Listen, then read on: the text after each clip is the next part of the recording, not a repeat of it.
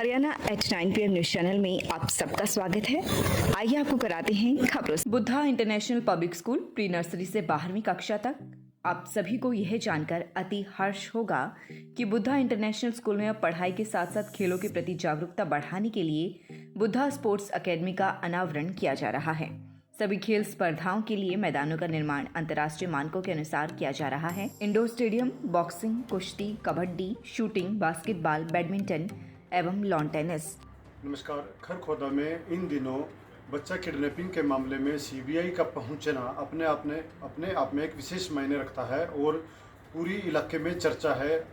आज उनके पिता कृष्ण लाल से बात हुई। उन्होंने बताया कि उनका लड़का 12वीं पास कर चुका था काफ़ी समय पहले और वो कोई कोर्स करना चाहता था, लेकिन उनकी आर्थिक हालत इतनी मजबूत नहीं थी कि वह कोई कोर्स कर सके।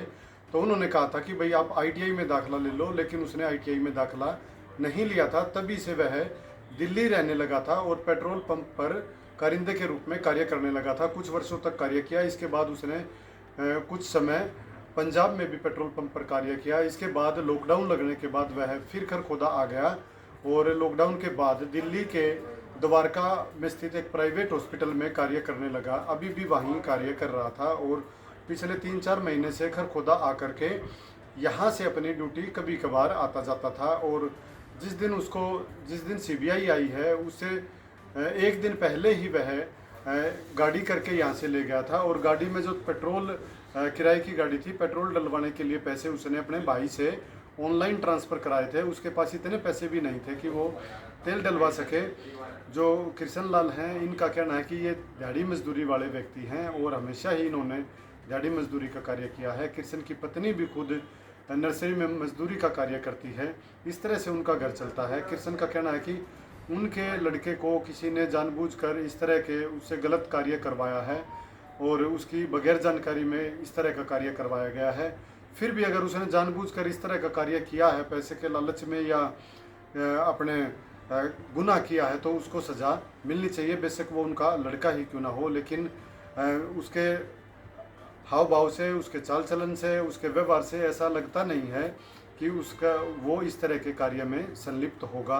उनकी सीबीआई से यही दरख्वास्त है कि इस मामले में केवल उनके लड़के को मोहरा न बनाया जाए। जो भी इसमें शातिर लोग हैं, जो बड़े लोग हैं, जो इस तरह का गुनाह करते हैं, उनको पकड़ा जाए और उनको बेनकाब किया जाना चाहिए।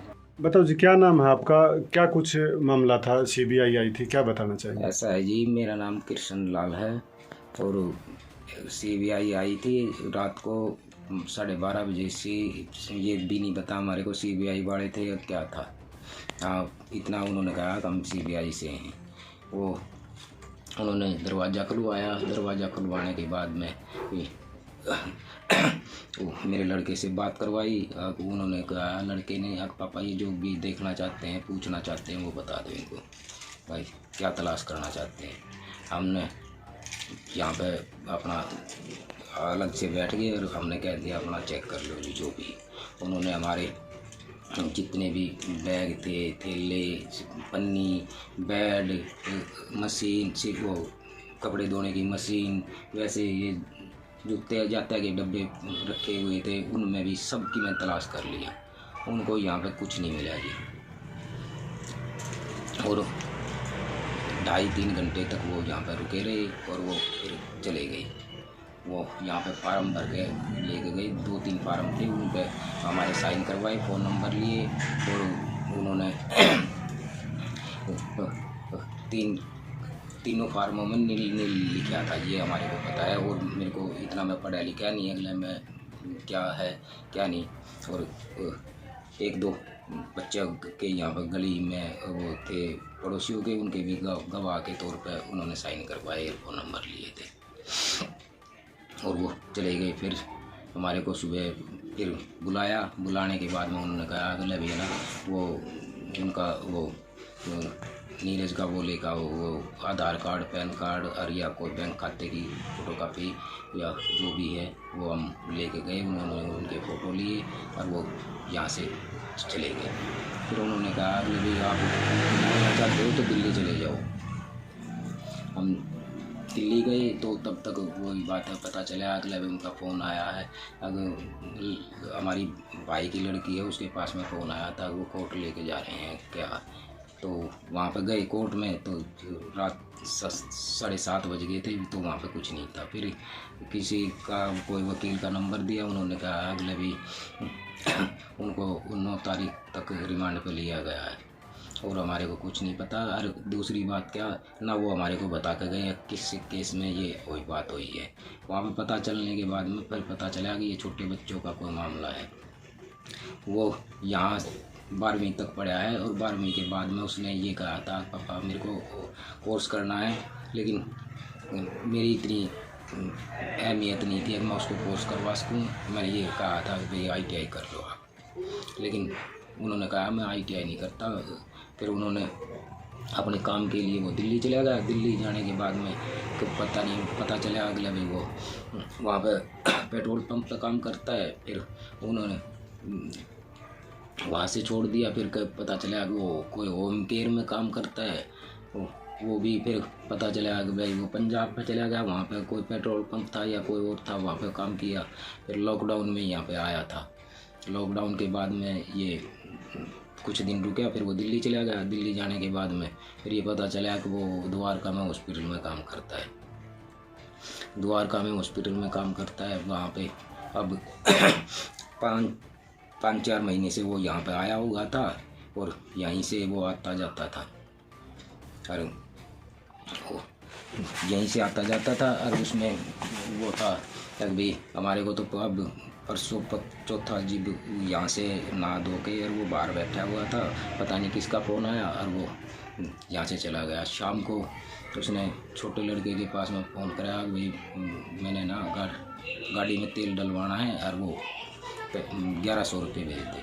उन्होंने उसके अकाउंट में 1100 रुपये डाल ले और वो तो रात को फिर CBI ने आकर यहाँ पे छापा डाला, उठा कर 12:30 बजे से और वो देखभाल कर चले गए यहाँ पे। ये कहते हैं जी पूरी जांच करो इसकी, जो बड़े से बड़ा है। और ये तो अभी नादानी है और बच्चा, हम इसका कोई मेरे हिसाब से तो कोई केस बनता नहीं, लेकिन फिर भी अगर ये दोषी है तो इसको सजा होनी चाहिए। लेकिन जो इसके ऊपर हैं और जो इसके साथ में और काम करते हैं उनको भी सजा होनी चाहिए।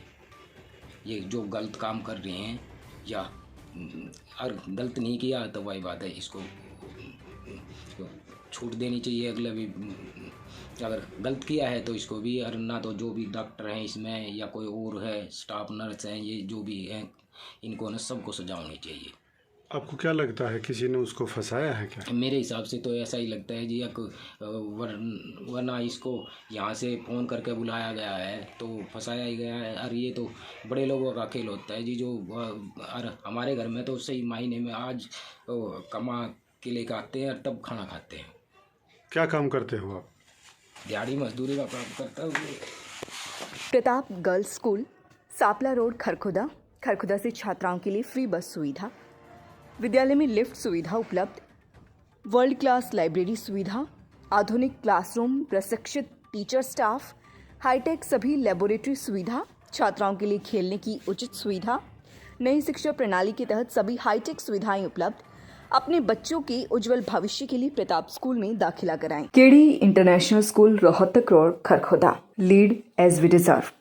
Silent features: nature abundant campus, day scholar, day boarding facilities, senior and well qualified academian, national education policy 2020 based curriculum, smart classes, language lab, excellent teachers, advanced infrastructure। Kharghoda में डॉक्टर सेठी के अमर अस्पताल में अब आधुनिक OT का हुआ निर्माण। अब खरगोदा में ही मिलेगी आधुनिक चिकित्सा सुविधाएं। आंखों की हर तरह के इलाज व ऑपरेशन के लिए नेत्र रोग विशेषज्ञ doctor Priyanka Patel. AP Garg public school, Sapla road, Kharkhoda. Special nursery wing, बच्चों के झूले, छोटे बच्चों के खेलने की व्यापक व्यवस्था, आधुनिक smart TV, computer lab, physics lab, bio lab, chemistry lab व हाईटेक लाइब्रेरी की सुविधा उपलब्ध। Admission and registration open. Nursery to 12th सभी प्रकार के खेलों की सुविधा। The Stanford school, Thana Khurd, Kharkhoda, CBSE affiliated pre nursery to 12th, world class education at affordable fee, 5 एकड़ of lush green campus, science, commerce, humanities. अपने बच्चे के उज्जवल भविष्य के लिए द स्टैनफोर्ड स्कूल थाना खुर्द में दाखिला कराएं। लगातार खबरों से बनी रहने के लिए चैनल को लाइक, सब्सक्राइब और शेयर जरूर करें। धन्यवाद।